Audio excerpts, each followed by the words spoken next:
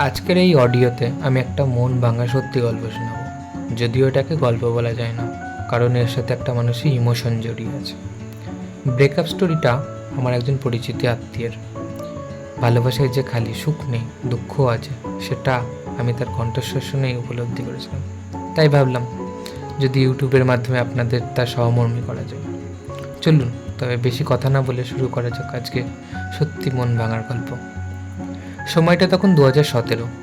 আমার মামাতো দাদা রাজেশ সদ্য জয়েন করেছে বহরমপুরের একটি ইঞ্জিনিয়ারিং কলেজে, কম্পিউটার সায়েন্সের স্টুডেন্ট।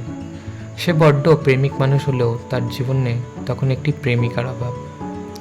কলেজ শেষ করে প্রায়ই কৃষ্ণনাথ কলেজের সামনে দিয়ে বন্ধুদের সাথে ঘাটে আড্ডার আসর দিতে যেত। সেই পথেই ফুচকার দোকানে একটি মেয়ের সাথে 2-3 দিন দেখাবার পর তাদের কথা শুরু হয়। মেয়েটি দাদার থেকে 1 বছরের বড় ছিল। নাম প্রকাশে দাদার অমত থাকায় আমি তার নাম নিচ্ছি না। মেয়েটি দেখতে বেশ সুন্দর এবং কথাবার্তা মার্জিত ও ভদ্র বলা যায়। দাঁড়ানো নৌকা যেমন ভাসতে থাকে, দাদাও তেমন ভাসতে ভাসতে তার প্রেমে পড়ে যায়। বন্ধুদের সাহসে প্রপোজও করে সরস্বতী পুজোর দিন। সে মেনেও নেয়। একসাথে যাওয়া আসা, খাওয়া, দিনরাত টেক্সট কল যা যা হয় আর কি, সবই চলতে থাকে। এভাবেই 2 ইয়ার ভালোভাবেই চলে। ইতিমধ্যেই দুজনের পড়াশোনার মানও বেশ কমে যায়। যাই হোক, দিদিটার ফাইনাল ইয়ার শেষ হয় এবং দাদা তখনও 2 ইয়ার বাকি, সবে 3rd ইয়ারে উঠেছে। দিদি বাড়ি ফিরে এলে স্বাভাবিকভাবেই তাদের মনের দূরত্ব না বাড়লেও স্থানের দূরত্ব তৈরি হয়। ইতিমধ্যে 2 মাস পর দিদির সাথে একটি পাড়ার ছেলের বন্ধুত্ব বাড়তে থাকে। গাড়িতে ঘোরাফেরা, বাড়ি যাওয়া, খাওয়া দাওয়া সবই বাড়তে থাকে। রাজেশ দাকে সে কিছু লোকাতো না। দাদাও বন্ধু ভেবে কিছু রাগারাগি করলেও বাধা দিত না। কিন্তু আস্তে আস্তে ধৈর্যের বাঁধ ভাঙল যখন দাদার ফোন কেটে অন্য কলে ব্যস্ত পেতে শুরু করলো। দাদা বারবার মানা করা সত্ত্বেও জাস্ট ফ্রেন্ড, তকমা, কখনো ঠিক বেরিয়ে আসবো এসব বলে এড়িয়ে যেতে থাকে। ইতিমধ্যে মেয়েটি দাদাকে বিয়ে করার কথা বলে। দাদার পড়া তখনও শেষ হয়নি। সে বলে এখনই পসিবল নেই, মিনিমাম 2 ইয়ার সময় দিতে হবে। কিন্তু মেয়েটি বারবার বলে 2 ইয়ার পসিবল না, বাড়ির চাপ, ইটিসি। এভাবেই মনোমালিন্য বাড়তে থাকে। একদিন সকালে দাদা তখন কলেজে, তখন একটা কল আসে, বিয়ে করবা নাকি? দাদা বলে বলেছি তো 2 ইয়ার পর, বলে কেটে দেয়। তারপর আর কেউ কল করেনি। রাত 8টায় মোটামুটি মেয়েটি কল করে এবং বলে সে মামা বাড়ি এসেছে। তখন সে বলে মামাকে কি বলবো বিয়ের কথা বলতে তোমাদের বাড়ি? দাদা বরাবরই না বলে, এবারও নাই বললো। একদিন দিদিটা কল দেয় আর বলে রাজেশ তোমাকে আর লুকাতে পারছি না। কাল আমি ওর বাড়ি যাই, ও আমাকে জড়িয়ে ধরে।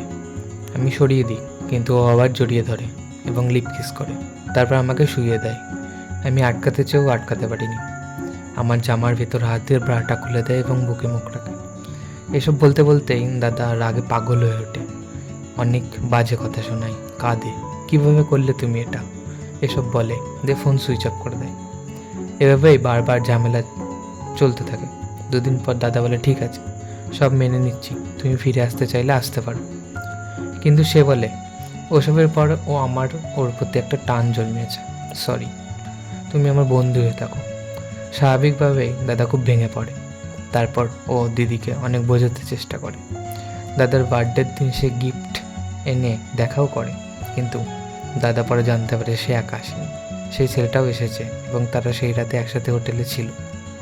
এরপর দাদা পুরোপুরি রিলেশন থেকে বেরিয়ে আসে এবং ব্লক করে দেয়। তবুও দাদা নতুন করে আর কাউকে ভালোবাসতে পারেনি। দাদা এখন হায়দ্রাবাদে একটি আইটি ফার্মে জব করছে। আর রিসেন্টলি দাদা বলছিল মেয়েটি সেই ছেলেটাকে বিয়ে করবে, প্রায় ফাইনাল সব। দাদা এখনও তাকে হয়তো ক্ষমা করতে পারবেও না। এই ছিল একটা ছোট মন ভাঙার গল্প। ভালোবাসা হয়তো এরকমই, অন্ধ হয়, মানুষ চিনতে ভুল করে, তবে সবাই খারাপ নয়। আর মেয়েটিরও ওটি একদমই ব্যক্তিগত সিদ্ধান্ত।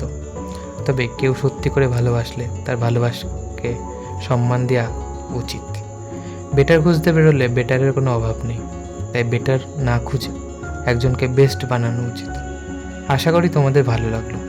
তোমরাও আমাকে পাঠাতে পারো গল্প, মন ভাঙার গল্প, প্রিয়জনের গল্প, ইমেল বা চিঠিতে পাঠাতে পারো। ডেসক্রিপশানে সব ডিটেলস দেওয়া হলো। আশা করি তোমাদের কারোর গল্প নিয়ে শীঘ্রই দেখা হবে। ভালো থেকো।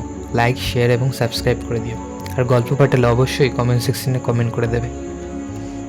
বাই, দেখা হচ্ছে পরে ভিডিওতে।